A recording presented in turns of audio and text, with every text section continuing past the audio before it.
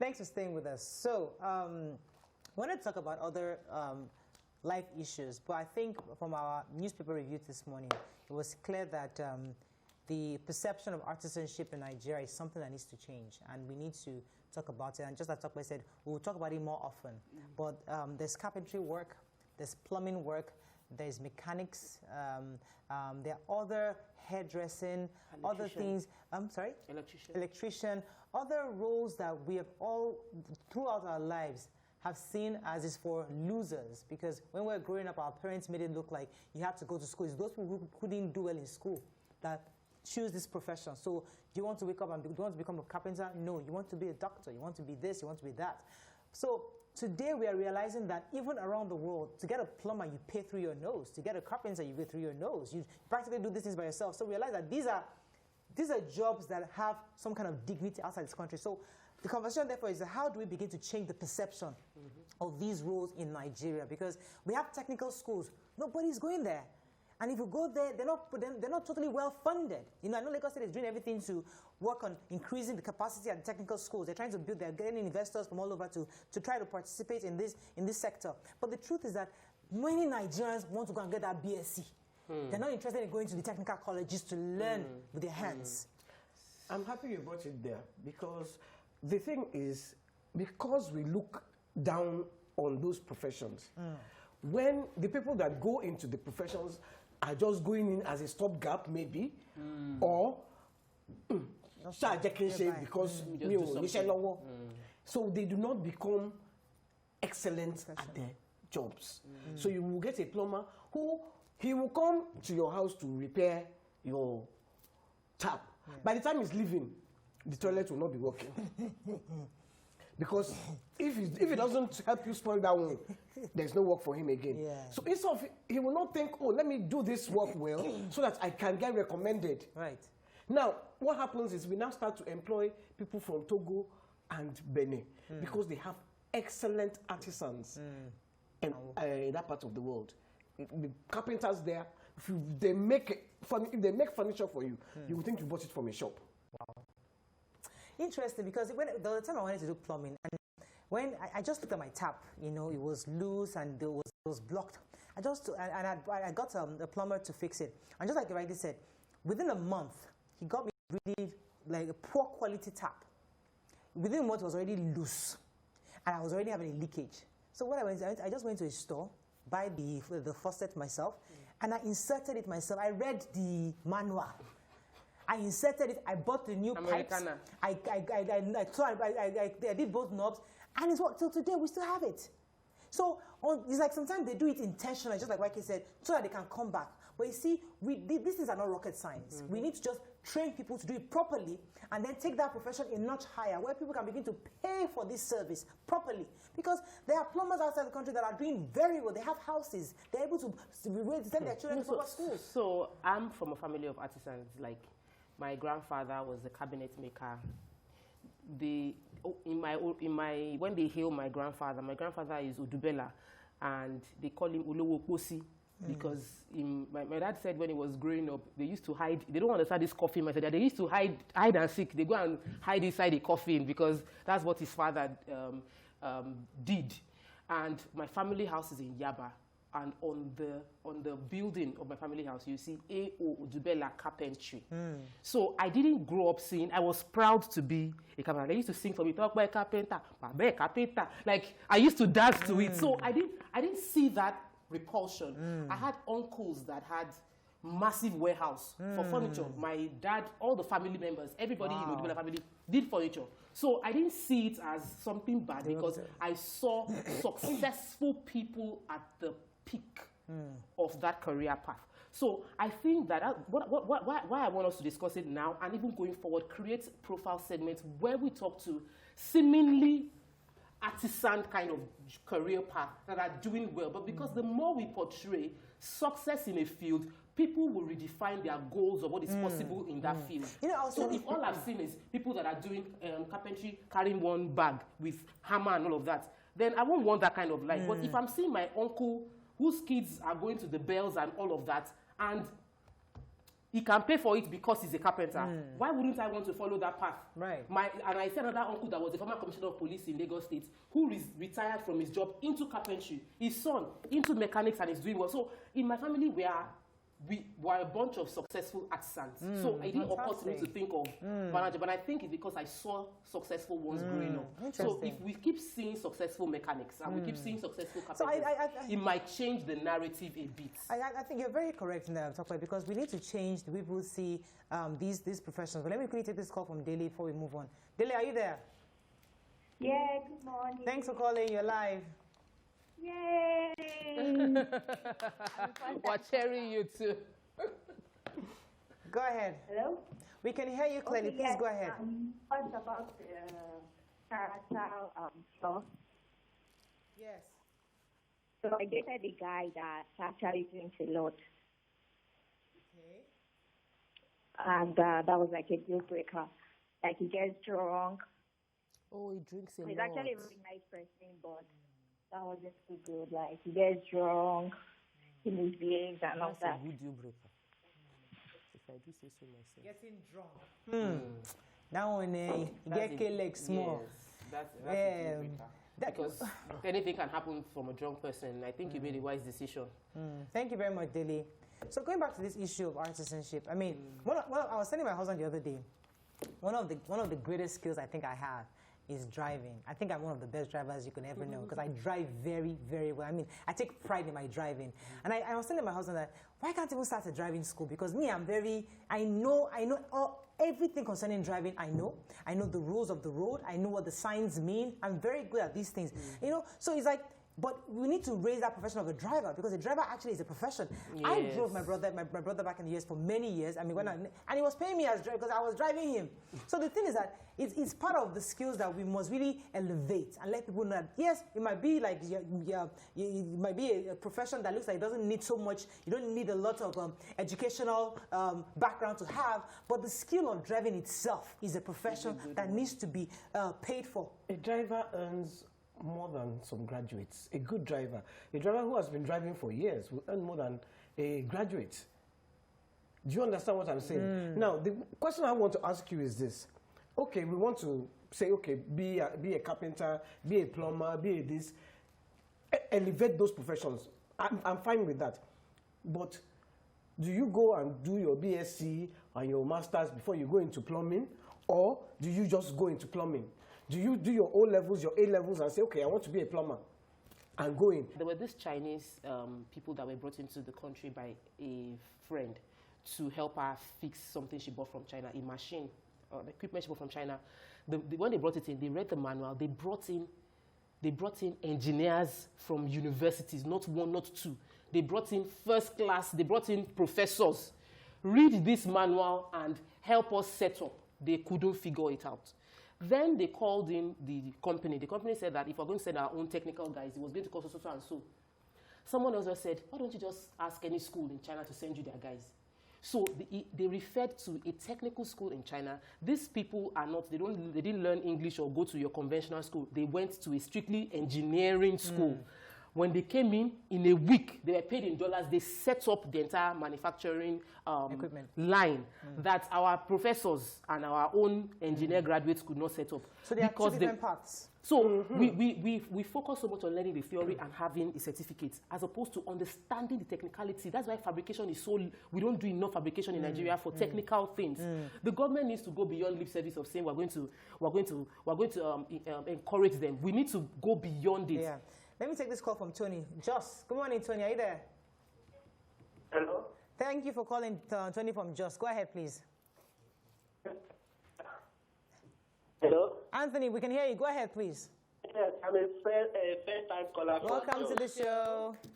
Yes, Samara, I really love your program. Thank you, sir. I'm happy to get you today. Hello. Yes, we can hear you clearly. Go ahead. Oh. What did he say? Okay, let's go on a break. When we come back, we'll continue this conversation because there's so many tweets we can take. Stay with us. We'll be right back.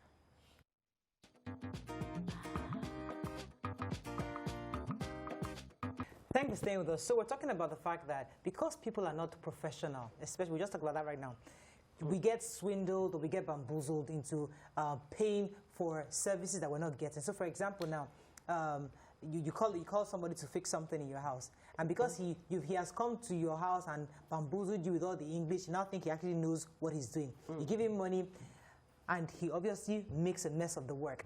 Now, what we're now saying is that we want more people to go into these professions so that it will be more decentralized, not like everybody now knows how to do it. So someone like me, one of the problems I had is the fact that air conditioner, I mean, the other day, my AC went bad. I mean, no, it didn't go bad. It was just not cooling.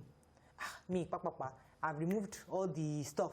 I brought out you could see that the vent was really, really dirty. I brushed and I dusted it off, and the AC was back up. So these are little things that we don't know, many Nigerians don't know. You call an electrician, comes in, they charge you 5,000 naira. Say, I do not cook up one story of what they did, and you cover the one because you have no idea. These are basic things. So we need people to get more professional and know how to do these things properly. Yeah. Another thing, please, YK, is that when we consult these artisans, we've created a cap on what we can pay them.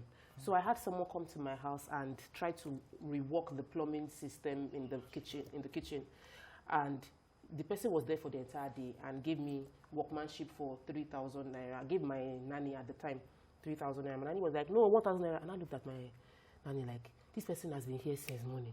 So like this work from morning till now, 3,000 naira is not too much. Just give the person the... He was like, no, you must have inflated the prices for the other tools they use. I said, that's why they will keep inflating the prices for tools, because they know that if they charge 40,000 naira for workmanship, you won't pay them. But if you pay well, in developed countries, they pay artisans well, and because they pay them well, they are so well paid that they have regulation to ensure they are professionals in their job, because risk of fire increases when the electrician is not good. Right. So rather than paying a quack electrician, I'll pay an electrician well and ensure I get a good electrical work. Where do we even find them? Because I think they even need to get organized. We don't know where to find them. So I need an electrician. You're asking, please, do you know an electrician? Do you know someone? We're asking each other. We're asking for references. There is not one stop shop where it's okay. I can get a carpenter, I can get a plumber, I can get an electrician. I mean, and they have associations, but they're not formally presenting themselves as an association. That if you're a member of the association, that means you know your job. We have parameters before you register. Like right now, we're trying to find a vendor an electrician to fix our washing machine, and we've tried a washing machine fixer. You don't see them. Like you cannot Google washing machine repairer. You will not see.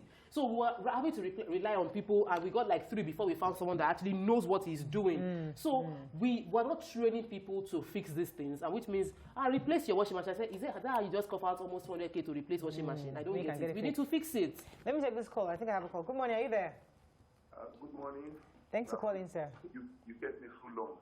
Oh, sorry, Shola. No vex, so please, sorry. Please.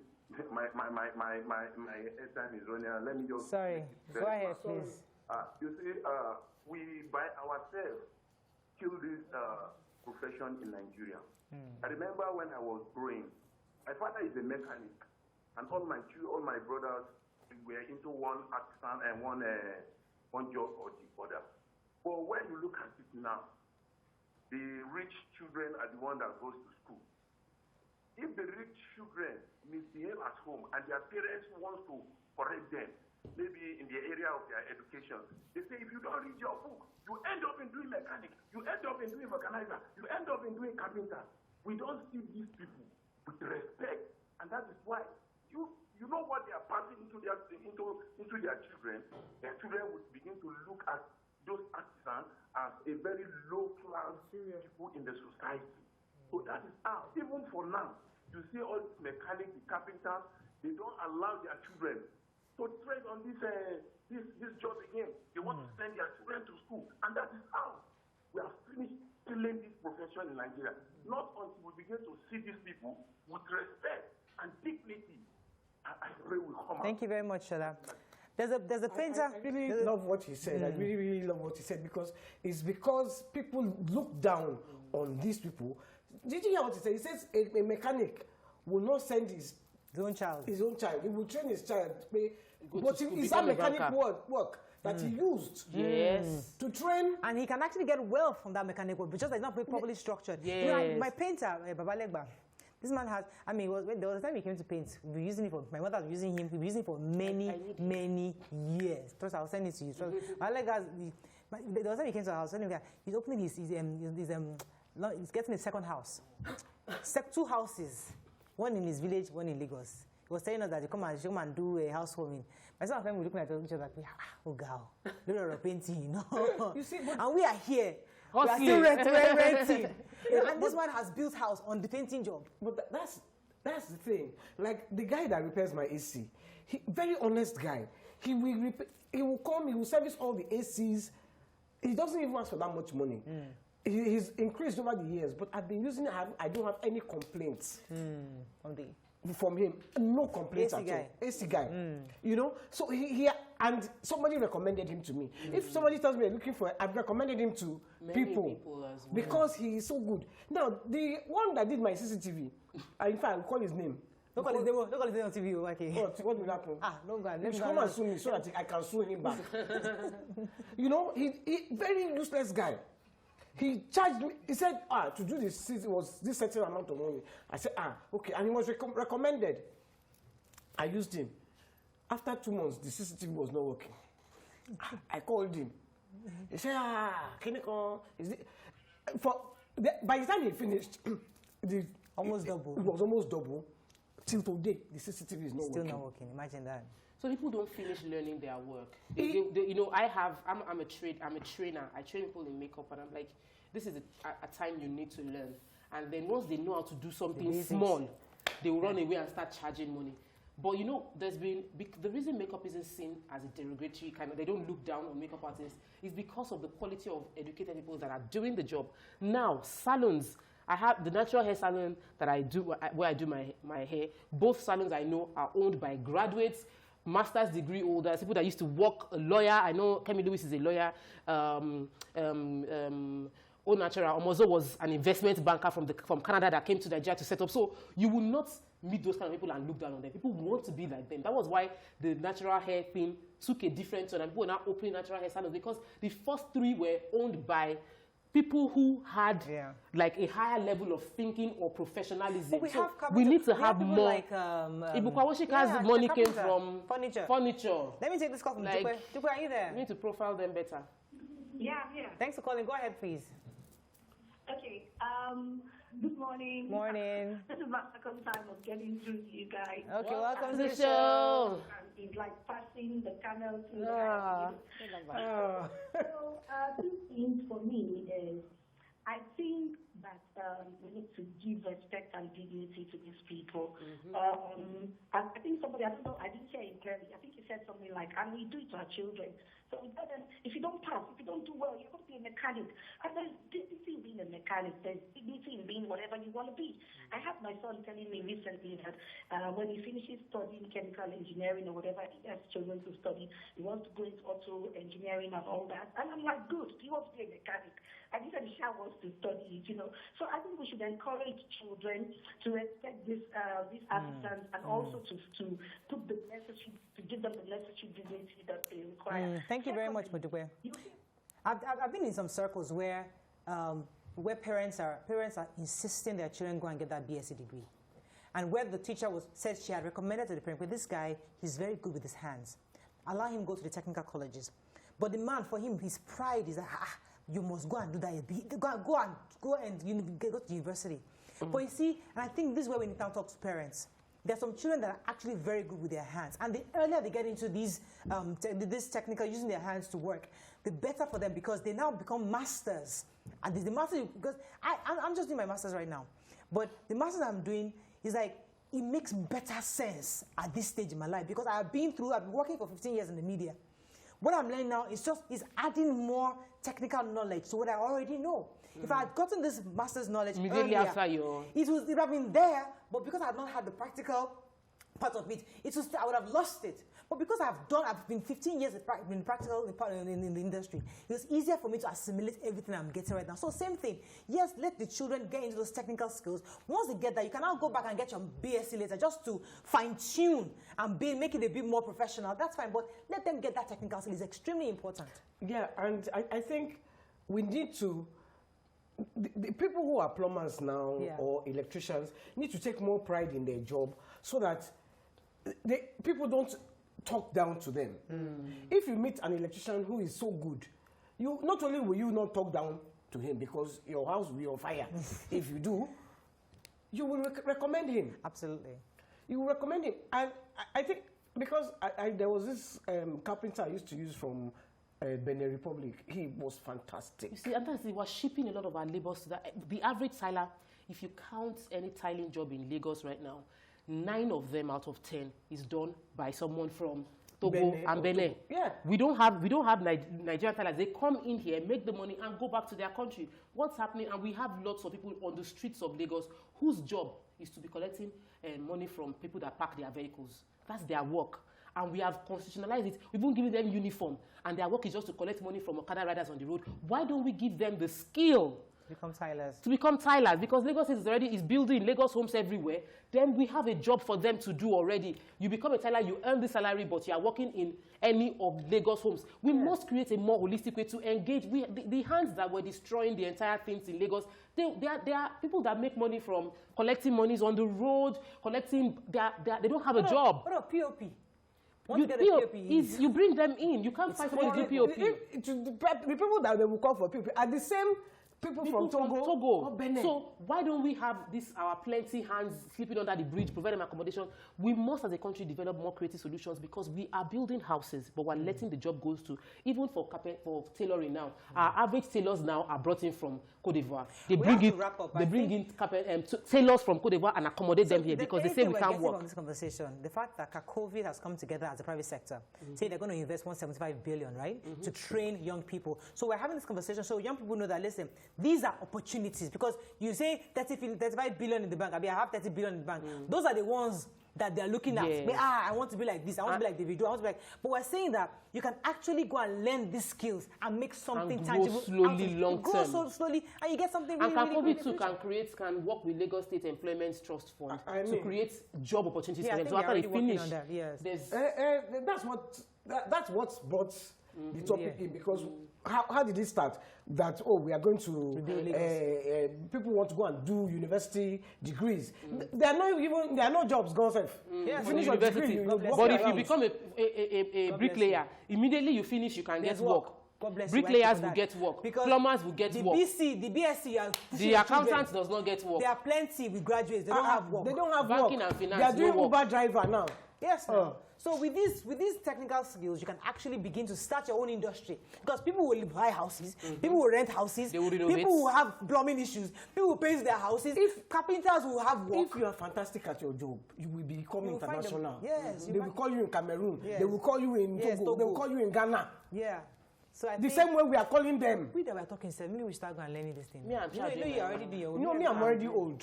Don't leave me in peace. Maybe you can find one technical one because honestly, I mean, I think I have the ability to learn one. Yes. I drive well. I'm a very good driver. That's and I make hair very well. And you make hair very well.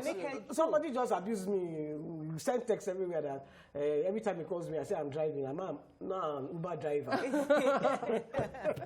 You know, but yeah, I think I'll probably go back to my hair because I mean I'm a very good hair person. I do hair pretty well. So I might actually go back into that because these are things that are going to help you in future. When the chips are down, is that your skills? When the chips were down just a month ago, I just put micro shading, and if people know how much I charge, I've done 10 in November, so calculate it. No salary I've not earned that in salary ever, but I've done 10 and I've earned money. So the skill has been a major stopgap financially for me because every day, today I have booking that they send message. I know that I'm going to make money today. So you can't. That if the whole world is in recession, that you cannot do without food, clothes. Yes. Wash away. You bath soap, soap. They are making soap. You bath now. Yes. So those skills. Plug yourself into those places. So with your degree, there will be no work. You'll be sitting at home. So you have restaurants that you are selling food, you will be eating. Yes, so because people have to eat your food. Unfortunately, we have to wrap up. We hope by these few points of us, you'll be able to convince you and not confuse you that technical skills are important. Please take advantage of this Kakofeed initiative to see how you can learn 1 or 2 skills that can become profitable for you in future. That's all we can take on the show. Have a fabulous day. We'll see you tomorrow. Bye for now.